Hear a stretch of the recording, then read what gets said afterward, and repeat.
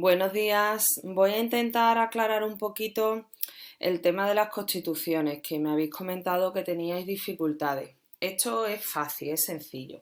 A ver, lo primero que tenéis que hacer, por supuesto, es encajarlas cronológicamente, o sea, no las estudiéis por separado, ¿vale? Sino en el contexto. Es verdad que yo ahora os voy a mostrar esto, pero este cuadro es de repaso, no las estudiéis así. ¿Vale?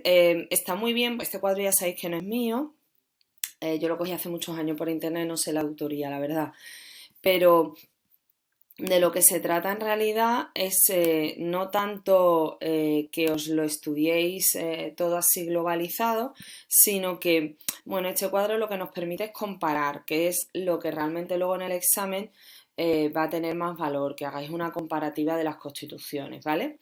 Entonces vamos a ver, mirad, también nos sirve para que hagáis vosotros vuestro propio resumen en cada una de las constituciones. Mirad, las constituciones lo primero que tenéis que decir es el nombre.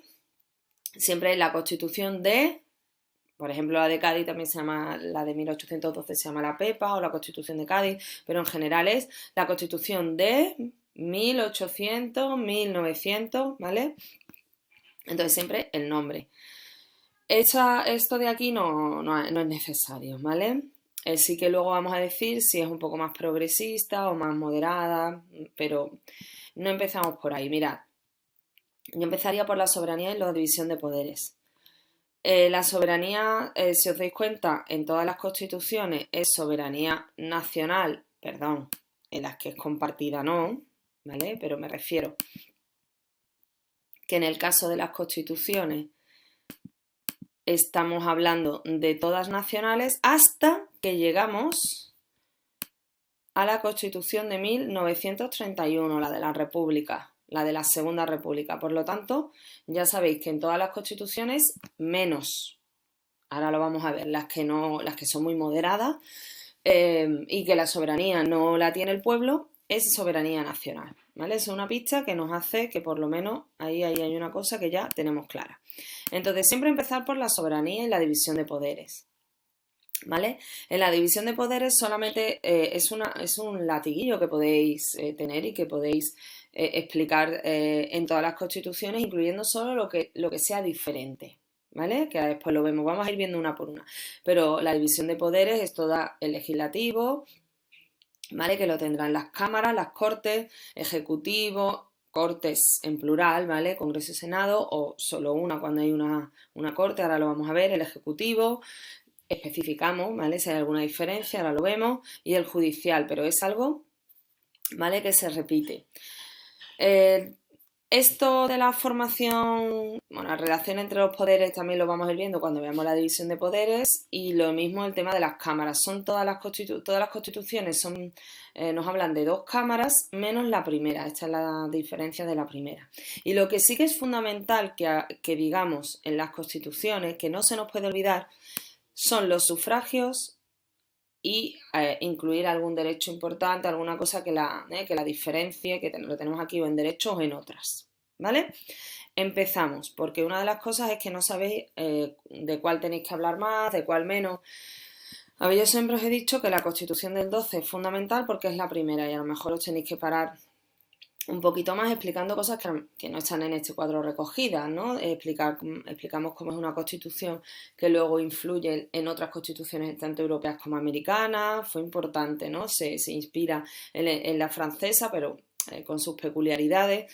Y ya os digo, lo del tema de ideología, yo si hubiera hecho este cuadro, pues tampoco es tan necesario porque luego lo vamos a ir viendo.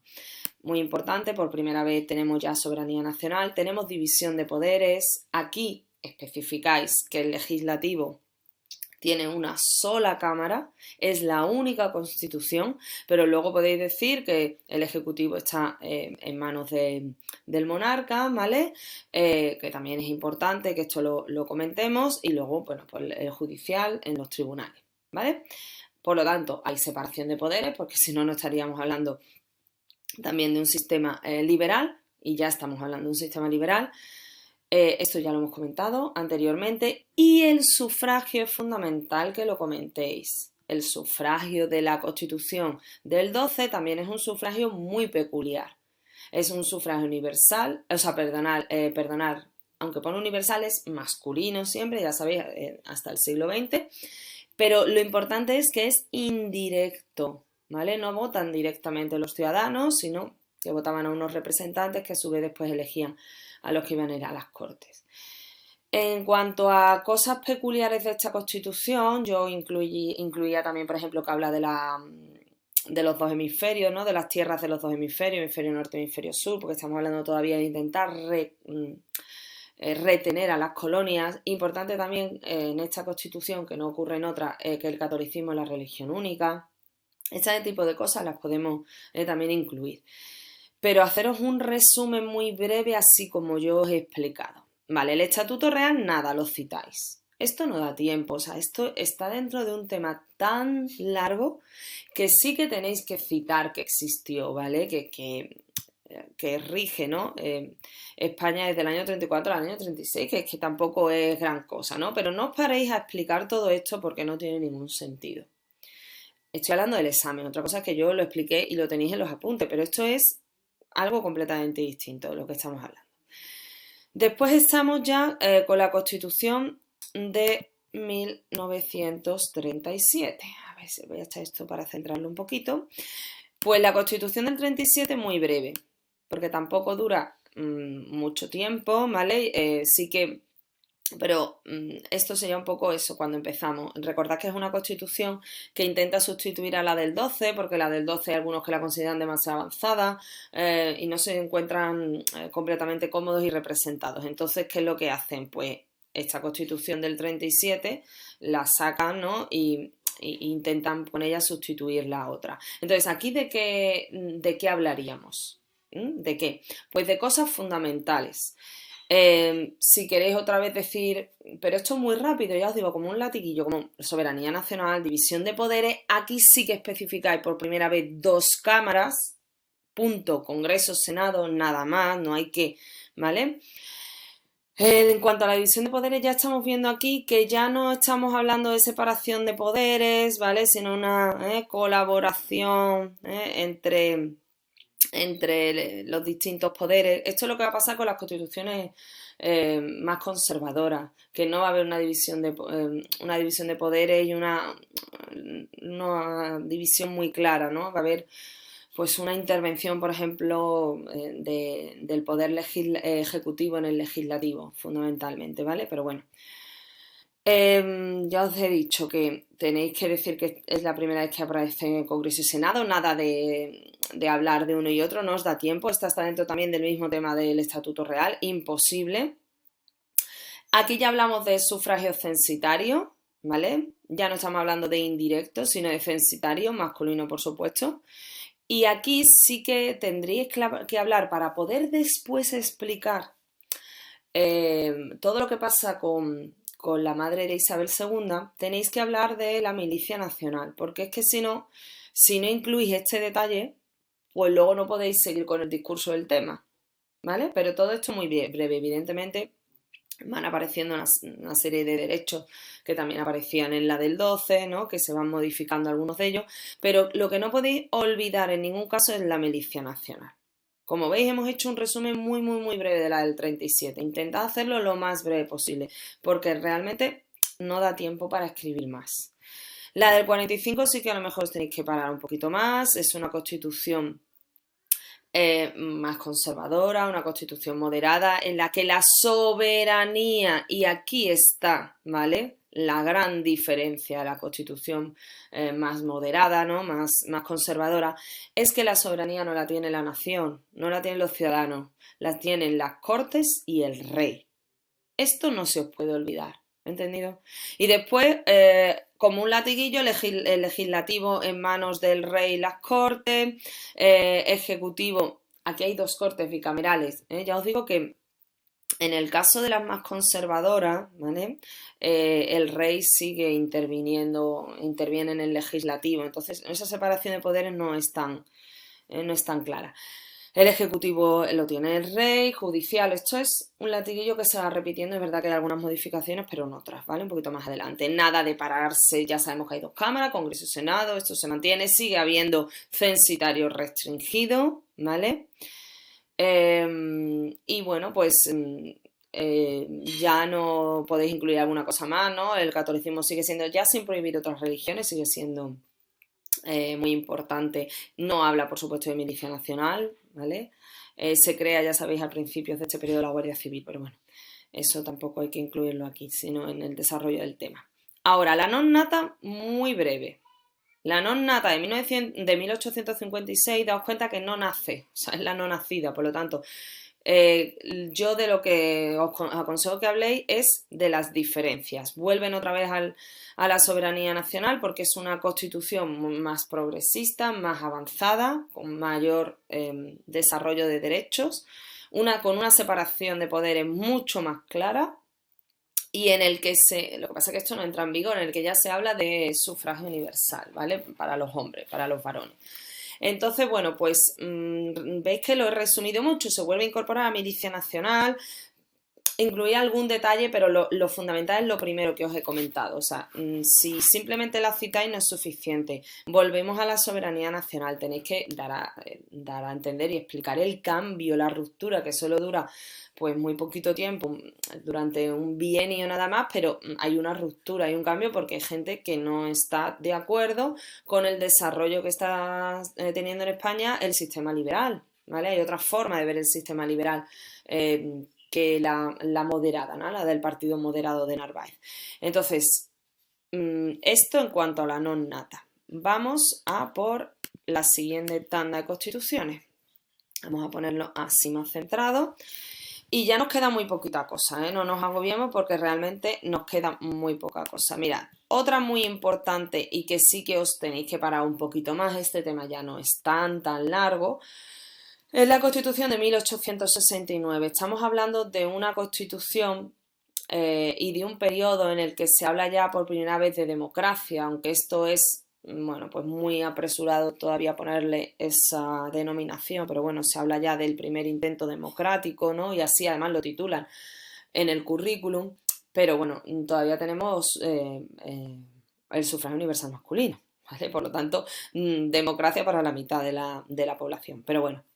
Es verdad que hay que ponerle ese título y hay que incidir en esto. Entonces, si nos paramos un poquito más, volvemos a la soberanía nacional. Como veis, todo el rato hemos estado hablando de soberanía nacional. Solo hablaremos de soberanía, o compartida, también. Solo hablaremos de soberanía popular en la Constitución republicana, ¿vale? En la de la Segunda República.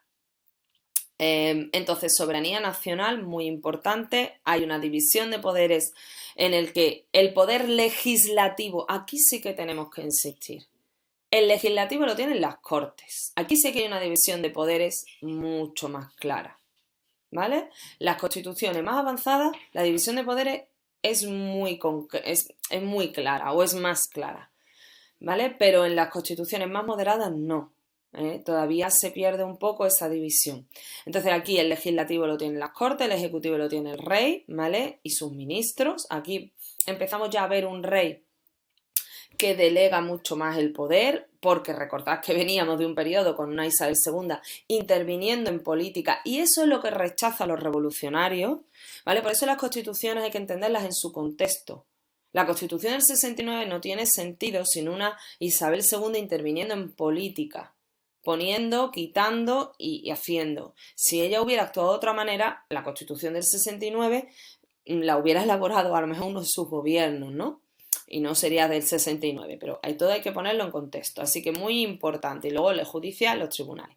Separación, ya estamos explicando la división de poderes, pues está claro que hay una separación, aquí incidimos mucho más clara de la separación de poderes, no nos olvidamos de esto. Hablamos ya por primera vez efectivo, o sea, se produce una votación, ¿no? Un sufragio universal masculino que ya tiene sus efectos, porque hay gobiernos que se forman a partir de este sufragio. Hay una ampliación de derechos, también hay que tener en cuenta que estamos en pleno desarrollo del movimiento obrero y empieza también a contemplarse la mejora, ¿no? Y algunos de los derechos que se están empezando a reivindicar, y por lo tanto esta Constitución también con ese espíritu progresista va aceptando, va incluyendo todos estos derechos. Y bueno, si queréis seguir hablando de la religión católica, más que nada, sobre todo en la primera, que prohíbe otras, y y tampoco, si lo queréis citar, es verdad que se subraya en la mayoría de las constituciones cuando se hace un resumen, porque estamos hablando de que es un país que, aunque aconfesional, pues todavía tiene muchísimo peso la religión. Y luego pues la influencia clara, ¿no?, de la religión en política durante muchísimos años. Esa es la Constitución del 69, ¿vale? La primera constitución que se considera democrática. Venga. El proyecto constitucional de 1873 no lo explicáis con detenimiento. Explicáis que hubo un desarrollo constitucional. Además que lo tenéis que explicar cuando habléis de la Segunda República, o sea, perdón, de la Primera República, de las cosas que pasan, ¿no? Y de cómo van sucediéndose los presidentes del gobierno. Pero no os paréis a explicar detalladamente porque sinceramente es muy complicado que os dé tiempo. Sí que podemos explicar, no recuerdo si viene aquí ampliación, no, aquí por ejemplo no viene, pero sí que podemos explicar, bueno, pues cómo el Senado pretende ser una cámara territorial, ¿no?, por incluir alguna cosa. Pero aquí hay hay una ampliación de derechos, pero sinceramente la separación de Iglesia y Estado sí que sería interesante que lo pusierais. Algunas de estas cosas, ¿no?, que yo, esto por ejemplo, lo que os he comentado del Senado no viene aquí explicado, pero en los apuntes sí, o por lo menos yo lo expliqué, desde luego, que es la primera vez que se plantea que la segunda cámara en España pues sea una cámara territorial, que son cosas que se han planteado también, no ahora, pero sí hace unos años, como una especie pues de Bundestag alemán, ¿no?, que tienen ellos su cámara territorial. Bueno, ya os digo, esto breve. Y luego, muy importante también la Constitución de 1876, ¿vale? La Constitución de 1876, recordad que yo al principio explico que es muy corta, muy vaga en el articulado, porque utiliza unas palabras que vosotros podéis adaptar, ¿no? Porque, claro, intenta dejar abiertas algunas, ¿no?, cuestiones para que luego sean cada uno de los partidos que se turnan en el turno que tomen las decisiones, ¿vale? Aquí sí que tenemos que incidir en que, como es una constitución conservadora, porque se deja atrás el sexenio revolucionario y se vuelve a implantar un sistema que le denominamos el sistema de la restauración, porque vuelven los Borbones, ¿vale? Y volvemos además a tener un sistema monárquico, pues tenemos es una constitución conservadora, entonces la soberanía vuelve a no estar en la nación, ¿vale? ¿En qué constituciones no está? En esta, y recordad que también en la del 45, ¿vale? Mirad, aquí lo tenéis otra vez. Son las dos constituciones en las que no debéis olvidar la soberanía, porque es muy importante, es una cosa, ¿vale?, trascendental. Venga, nos vamos otra vez para atrás y ya vamos a ir terminando, nos quedan solo dos constituciones.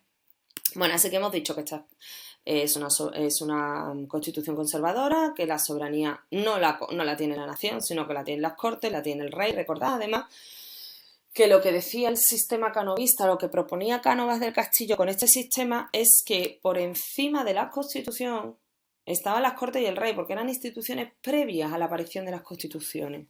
Entonces esto es muy importante, o sea, estarían incluso por encima de la propia Constitución. Y luego aquí lo mismo. El legislativo está en manos de las Cortes y el rey. Esto es algo que se repite en las conservadoras, mientras que en la del 69 no, ¿vale? ¿Dónde está el legislativo? En las Cortes. Pero no lo tiene el rey. El rey no tiene la potestad de vetar leyes, no, aquí sí, ¿vale? El ejecutivo lo tiene el rey, ¿vale? Y el judicial los tribunales de justicia. Así que esto es importante. No estamos hablando de una separación de poderes clara y nítida. De esto no hace falta que hablemos, pero sí que es importante hablar nuevamente del sufragio. El sufragio, recordad que os dije que lo deja abierto. No hay una clara definición del sufragio, porque imaginaos que hubiera dicho que el sufragio es universal masculino. No, perdón, si hubiera dicho eso, perfecto, no, que hubiera sido censitario masculino. Para luego hacerlo universal, había que haber deshecho toda la Constitución, o al menos ese artículo, habría que haberla tocado, habría que haberla cambiado. Entonces lo que hace es dejarlo abierto para que luego En 1890 decide Sagasta implantar el universal masculino que ya habíamos estado practicando, bueno, los hombres, los varones, durante el sexenio, ¿vale? Entonces esto sí que es importante que lo expliquéis. Y luego que las libertades y derechos que ya aparecían en otras constituciones también aparecen citados, pero no claramente definidos, porque esa también va a ser una labor de los gobiernos de Sagasta fundamentalmente, ¿vale? El derecho a reunión, el derecho a asociación, toda esa amalgama de derechos, sobre todo que están relacionados con el movimiento obrero, muchos de ellos, y que poco a poco se irán articulando, pero no a través de la Constitución, sino de normas concretas, ¿vale? Eso es lo fundamental de esta Constitución. Ya os digo que la primera parte explicáis un poquito, ¿no?, lo que yo os incluyo, que es cortita, que eso se intenta dejar ambiguo, la mayor parte de cosas para que cada uno pueda adaptarla, ¿no?, cada uno de los partidos. Bueno, y ya termino, que esto se está haciendo un poco largo, con la Constitución del 31, la Constitución de la República. ¿Vale? Aquí, evidentemente, España es una república, aquí no aparece recogido, pero hemos estado hablando, menos en la del 73, que España es una monarquía, ¿vale? Una monarquía liberal, pero aquí, evidentemente, uno de los grandes cambios de esta Constitución que sí entra en vigor es que España pasa a ser una república, ¿vale? Y se habla de soberanía popular. Ya no estamos hablando de soberanía nacional. El legislativo lo tienen las cámaras, las cortes, bueno, aquí te dice el pueblo, por medio de la tienen las cortes, evidentemente a través del sufragio universal por fin, pero lo tienen las cortes, el ejecutivo lo tiene el gobierno y el poder judicial lo tienen los diferentes tribunales de justicia, ¿vale? Aquí lo que vemos es una separación de poderes, pero ¿a qué le llamamos colaboración? Bueno, pues el ejecutivo y el legislativo están bueno, pues relacionados, igual que ocurre ahora, ¿no? Presentan las leyes el ejecutivo, pero las tiene que aprobar el legislativo. Por eso hay esa colaboración, esa interacción entre uno y otro. Volvemos otra vez, y esto es importante, a una cámara, ¿vale? Una cámara. Esto lo recoge otra vez, que he dicho yo que era la única, no. Lo recoge otra vez, aquí durante la Segunda República no hay Senado, ¿vale? Lo que hay es un Congreso de los Diputados y volvemos otra vez al sistema de una cámara. Recordad que lo de una cámara era porque se consideraba que las cámaras altas iban a ser el refugio de las clases altas de los países, ¿no?, en este caso de España, y que por eso era mejor optar por una sola cámara. Muy importante, sufragio por fin universal, las mujeres comenzamos a votar gracias a la Constitución del 31, la primera vez que se vota es en el año 33, ¿vale? Se amplían los derechos. Aquí, por ejemplo, podemos, por supuesto, explicar que es un Estado laico. Es un Estado, además, que permite una cierta autonomía a los distintos territorios, ¿vale? Porque aparecen estatutos y se permite la aparición de estatutos de autonomía. Y bueno, pues y se intenta separar con esta idea del Estado laico, separar la Iglesia y el Estado lo máximo posible, algo que no había estado ocurriendo en constituciones anteriores y en sistemas anteriores, ¿vale? Y yo creo que con esto es suficiente para que nos hagamos una idea de cómo son las constituciones y qué hay que explicar de cada una de ellas. Si tenéis alguna duda más, me preguntáis como siempre.